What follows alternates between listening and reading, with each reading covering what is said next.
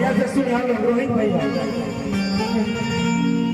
कि तोहरा प्यार से ईमान हमारी दोस्ती रहे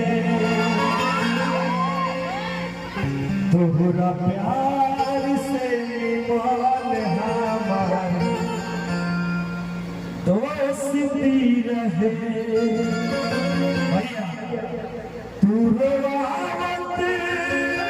रहू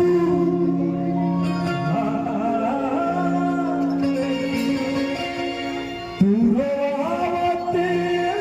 रहू अरे हंसावत रहे तोहरा प्यार से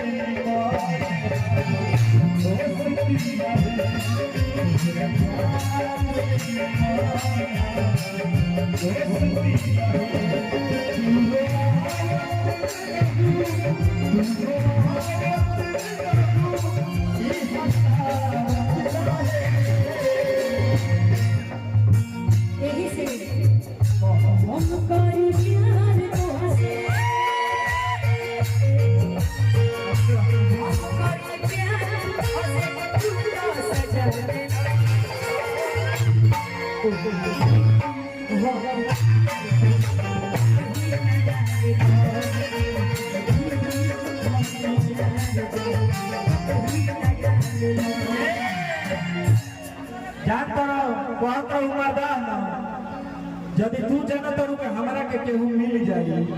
तो एगो बात ध्यान से सुन लो और खइले पानी भूखाइल नहीं थी भाई तो हरे भरोसे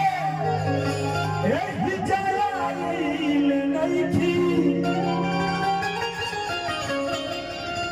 अपना रूप के का छुपवने बारू अमरिता हो तुम्हारा रूप के देखला बिना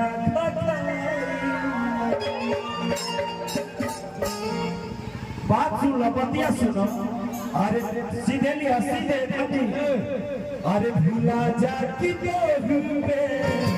उलट के दिखा उलट के दिखा